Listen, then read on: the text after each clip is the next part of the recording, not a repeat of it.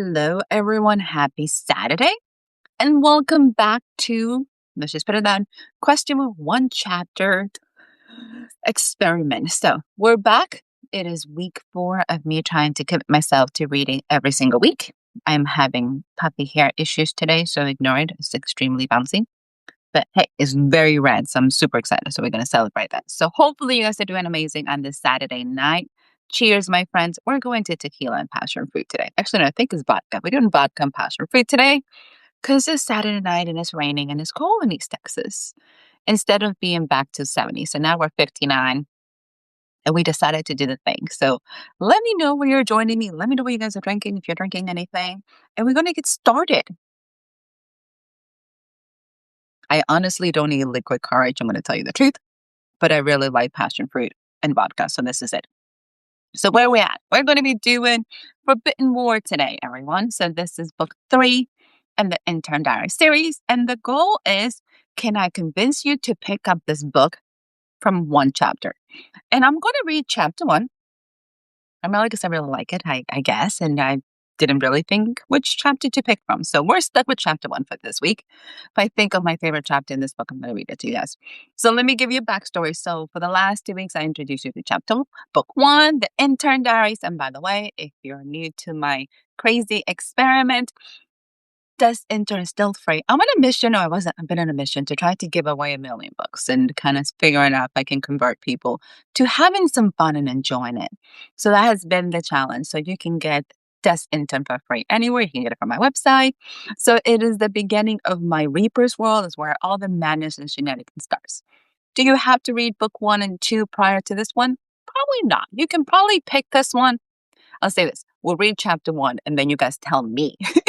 you can figure out what's happening without reading the other ones.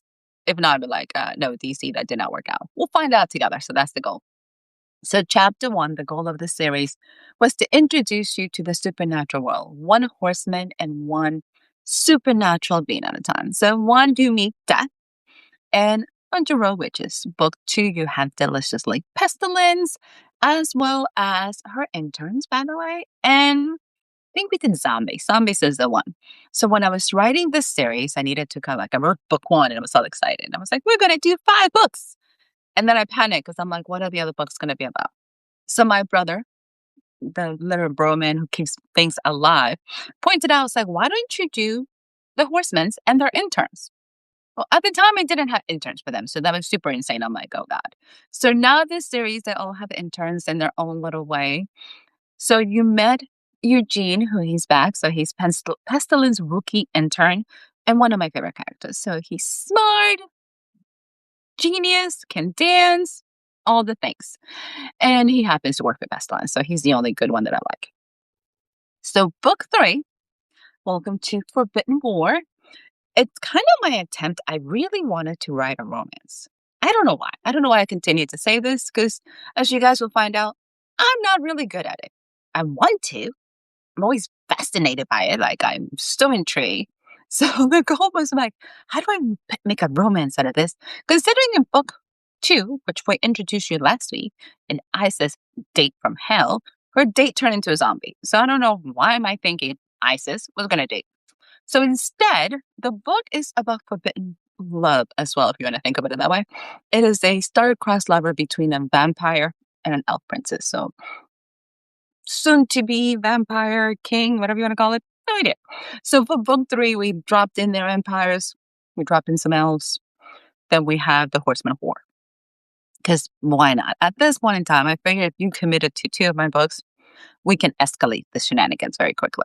So I'm going to introduce you to the first chapter, see if you're curious enough to peek and decide to actually take a plunge.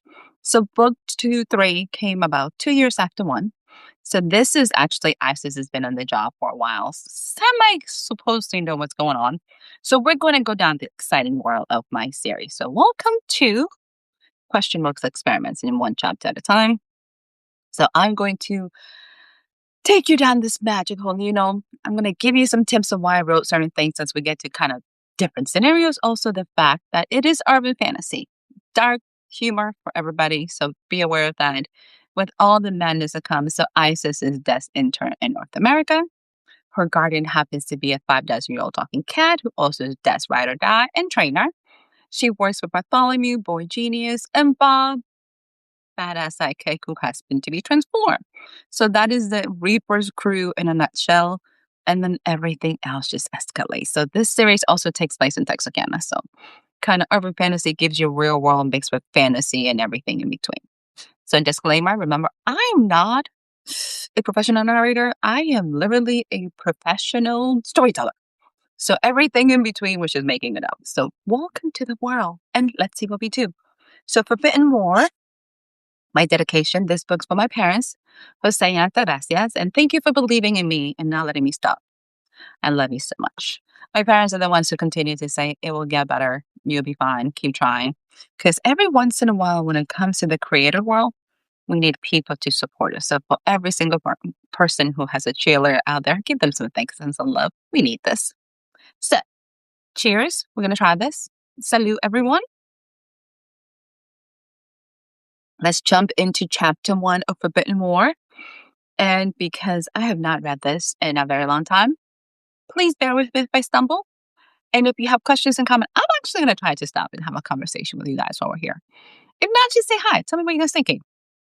And hopefully I don't butcher my book too much because that would be so bad. But it's been that week, so wouldn't be surprised. So here we go. Chapter 1. Eugene, you really know how to show a girl a good time. I told Eugene as I followed him down the old path. Oh, come on, Isis. What better way to spend a Saturday night than collecting specimens? I was sure Eugene was trying to be charming, but considering we're crawling around a cemetery at night in the middle of Texarkana, his charms were not working for him. I did mention this is urban fantasy and that she works for death and Eugene works for pestilence. And P.S., this is actually a real cemetery, and it is Saturday night, so perfect. We're going to just enjoy this night together. So yeah, real cemetery in Texarkana. So if you want to go check it out, it's actually one of my favorite ones.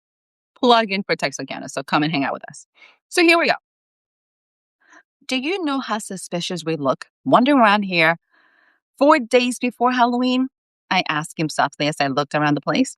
Oh, Isis, this part of town is disturbed on the weekends. Besides, of all people, you should be used to cemeteries. You didn't tell me without looking my way. Remember? You work for death? Eugene, I see dead people. That doesn't mean I hang out in cemeteries during my free time, I said. Eugene was right about one thing. I did work for death. I was Death's North American intern. Normally, that statement made most people panic. We terrified the poor souls who knew about us. We did have a terrible reputation after all. Especially me. Death's intern had a reputation of being a menace to society. Honestly, it wasn't our fault. For some strange reason, trouble had a way of finding us. Question marks in that. But those who were blessed with not knowing about the supernatural, they still believe death came to take their lives, and that just wasn't the way it worked. The truth was completely different than what most people believe. Death was in the business of transporting souls to their final destination. Depending on the individual beliefs, their afterlife, death will deliver them there. In other words, death was the UPS for the souls.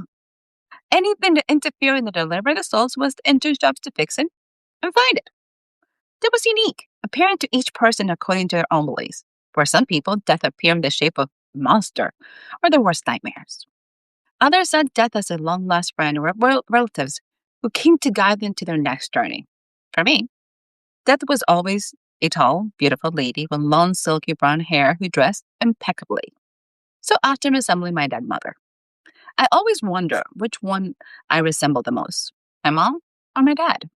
I was 5 feet 9 inches with long black hair and a mocha complexion. In the Twin Cities of Texarkana, I was considered exotic to the point of attractive. Unfortunately, my parents had named me Isis Black. In the age of terrorism, my name was a constant topic of painful discussion and explanations. I wasn't sure why I didn't consider a nickname. It wasn't like people ever remembered the Egyptian goddess when the name Isis was brought up. Isis! I heard Eugene say my name. I didn't know how, but he whispered and yelled at the same time. Are you listening to me? Oops. I guess I turned him out for a while. Sorry, I was thinking. I said, looking around the area, We were at the Sacred Heart Cemetery located on Texas Boulevard across from the T-Line station. I still don't understand why. Tell me again why we're roaming around this cemetery at night? Easy. Because we will probably get arrested for poking around the cemetery during the day.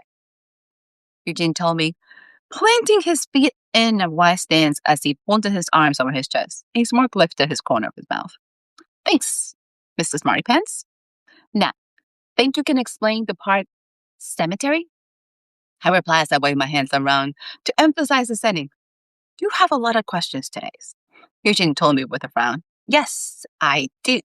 But normally you aren't this shady with your information. Stop changing the subject and spill it, or I'm not moving. I put my hands on my hips and stopped walking. Eugene wouldn't meet my eyes. Instead, he gazed and drifted everywhere but me. I had to admit, he looked extremely cute when he was nervous. He was a very attractive black man in his early 20s. He looked like a young Will Smith. I'm talking about the Will Smith in Independence Day. Just in case you guys were wondering, right? Let's put some references in there. Stop pressuring me, Isis. I'm not supposed to talk about it. I raised an eyebrow. If Eugene was keeping secrets, it could only be for one person. The mistress said this was a classified mission, Eugene confessed in a whisper. I knew it. The only one Eugene was this loyal to was his horseman, Pestilence. While I was Death's intern, Eugene was the rookie intern from Pestilence. Pestilence was also Death's sister, and one nasty lady. The sisters were polar opposite. While Death was warm and motherly, Pestilence was queen bee. Pestilence was even made her 10 interns call her mistress. She didn't bother learning their names. They were all went by numbers, which was completely insane. The poor guys working lived underground in the state-of-the-art lab. It was a good thing they were chemists and enjoyed their living conditions because it was for me, I would be terrified. Constantine, that 5,000-year-old talking cat that served as the guardian and trainer of all interns, explained how all the horsemen had interns. We all had different purposes and modes of operations. Normally, interns did not interact with each other. According to Constantine, that piece of information and so much more could be found in my intern manual. Who read manuals anyways? I was pretty sure my manual was MIA, missing in action, and not coming back. To Constantine's pain, I never read it. It wasn't on purpose. It just didn't look that important since it was so tiny. Eugene talked. We don't need another zombie apocalypse, I told him sternly. That was how we first met, trying to stop a zombie apocalypse that Pestilence poor hiring practice instigated. Afterwards, Death convinced her sister to keep the partnership. And now we get to spend every weekend with Eugene. So book 2, just a little side note if you're interested in picking it up. Pestilence is not the best of all the horsemen. I mentioned that already. So she did manage to have a very disgruntled accountant, by the way. When it comes to villain, I know there's a movie out there. I love accountants. I mean, really? Why not? They know other things. So she had a very angry accountant and other people involved. And now we had apocalypses. And I had really cool t-shirts in Texarkana, so put it there. So here we are. Fine. Just don't tell Constantine. Eugene looked around, like he was expecting Pestilence to appear. He cleared his throat before continuing. I'm supposed to bring back these little white flowers that are only grown by gnomes. Pestilence is researching a new strain of the whooping cough. What gnomes? I asked as my gaze roamed the area. What was he talking about? Seriously, Isis? That's what you're concerned about? Eugene pressed his lips together. Your entire team is in the business of killing humanity, I told Eugene. Why should I be shocked that you're developing a new strain of some deadly virus? That is standard procedure for you. But the gnome thing, that's new. At least she has her priorities in order, right? She understands the business of horsemen. Semi. We're going to go from there. You got a point there. I agree. According to the mistress, now that Texarkana is a haven, gnomes will be moving in everywhere. Eugene looked at me like that makes sense. Okay, Einstein, slow it down. What's a haven? I sucked today. I couldn't barely follow this conversation, and I definitely wasn't understanding it. You really need to read your manual, Eugene told me as he crossed his arms. Don't you start with that. I replied in a firm term. I knew the only reason he read his mind was because pestilence had a mandatory test on it. I prayed Constantine never heard about that. Just tell me, please. I really don't want to ask Constantine. And I didn't. He was known for instilling fear in the hearts of everyone. That'll be a very painful lecture. Eugenia gave me a soft look. Havens are a sanctuary for the supernatural communities. They're places where every creature is protected and treated fairly. In North America, Texarkana, both the Texas and Arkansas side, and even some of the few surrounding communities, and the New Haven. Why? Of all the places to have a sanctuary, why here? I wanted to know who made that decision. Why couldn't they pick San Diego, Cancun, since those are tropical areas, large cities, and have a lot more to offer? It made no sense to me. I don't know. Why did you pick Texarkana to move to? Eugene asked me. What does that one thing have to do with the other? I wasn't in the mood for reminiscing on how I landed in Texarkana and running away from my past. The funny thing was, the past came knocking on my door anyways, only in the shape of death. Everything. Eugene rubbed his sleeves. Havens are the territory of death. The locations are based on the places where their interns lived, which means, Isis, you're now the town sheriff. Sheriff? I yelled, and the sound echoed through the cemetery. I couldn't help it. I did not like the sound of that. Unfortunately, you're responsible for keeping everyone safe and enforcing the law. Eugene looked at the ground when he spoke. The good news is, everyone knows the reputation of the sheriff, so everyone behaves. I knew he was trying to make me feel better, but it wasn't working. Eugene, what are the punishments for crimes committed in Haven? I asked as a sick feeling tossed back and forth in my stomach. The usual, I guess, he shrugged. Punishments, beatings, even death to all violators. Great! I mumbled, my shoulders slumping and my whole face falling. I didn't have the stomach to kill anyone. I'm not sure why we have interns rules if I have to violate them to do the job. As desk interns, we have 5 simple rules we have to follow. Luckily, I could recite the rules in my head. 1. Don't tell anyone you were for death. 2. You couldn't kill anyone unless it was self-defense. 3. You couldn't contact death unless you were actually dying. 4. Being death intern was your primary job, and other jobs couldn't interfere with it. And 5. Any romantic relationships couldn't get in the way of the job. Eugene, this is not. Why is this happening right now? I've been an intern for over a year. I asked him, hoping there wasn't been a mistake. What I gathered from Fifth, because of the short lifespan of the desk interns, havens can only be established after your 1-year anniversary. Eugene explained. So, congratulations. You made it to a haven status. Eugene gave me 2 thumbs up. I blink. Not nearly as excited as it was. Thanks. We can celebrate later. For now, let's get out of here.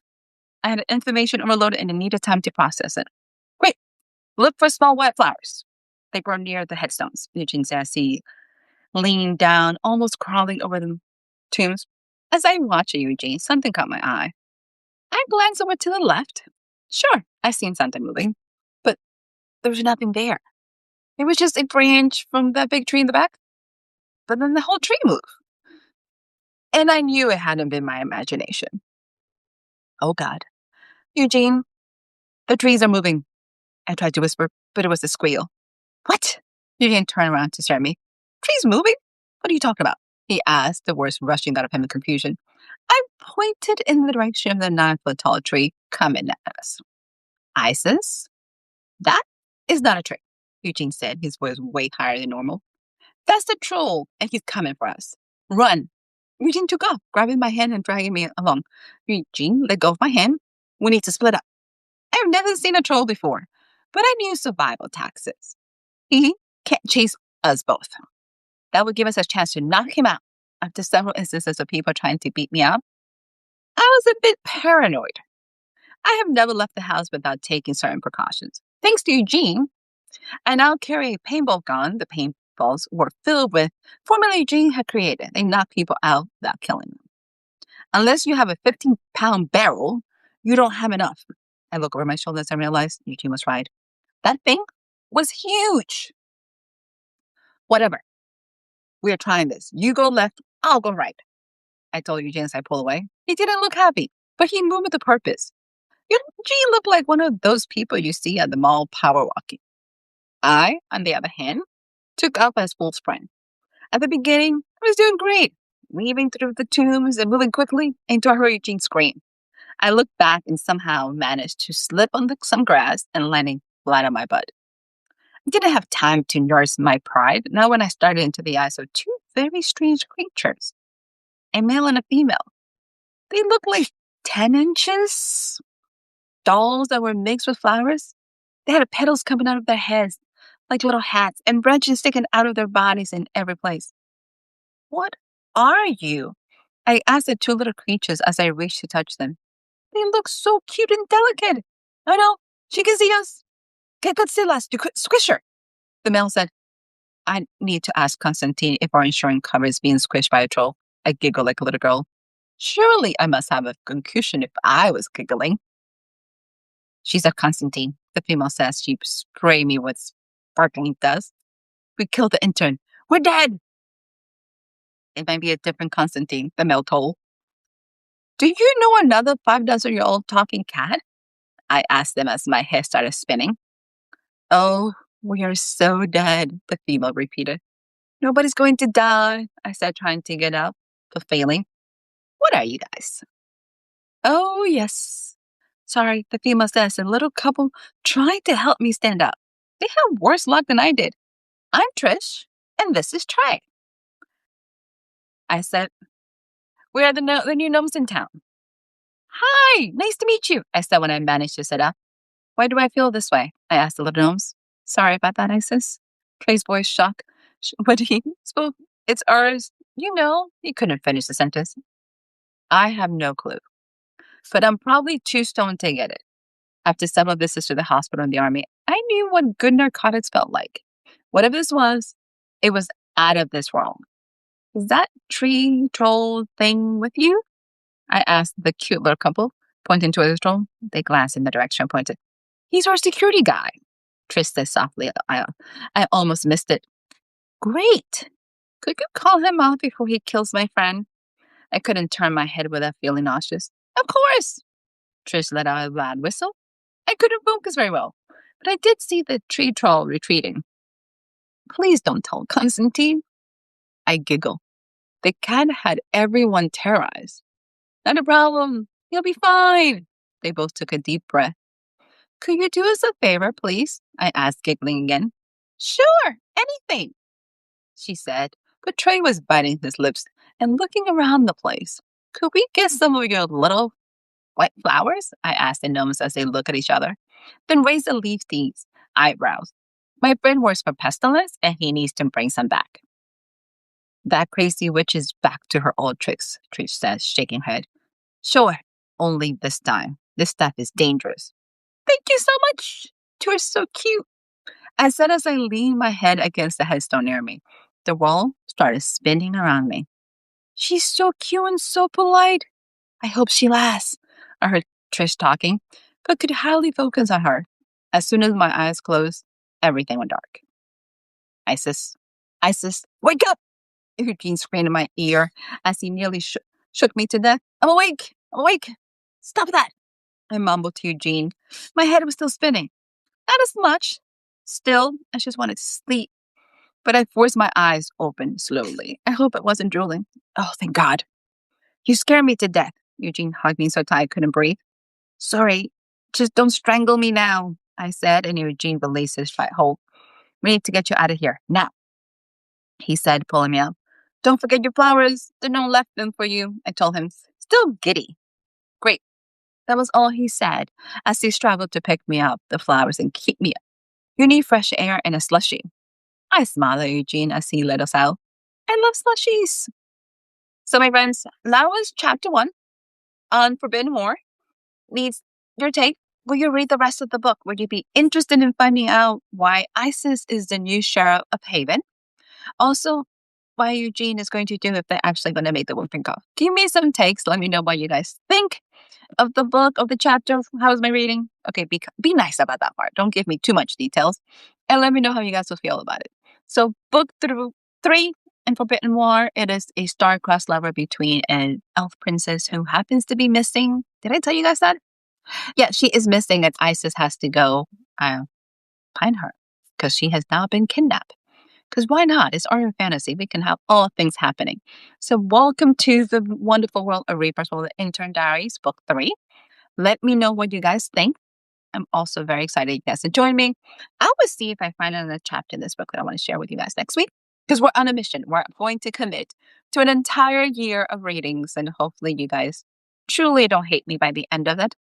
Salute to everyone. Enjoy your amazing Saturday night. At least you're not stuck in a cemetery with Isis trying to find gnomes and flowers or being terrorized by trolls. So it could always be worse. So adios, everyone. Have an amazing night. Thank you for joining me.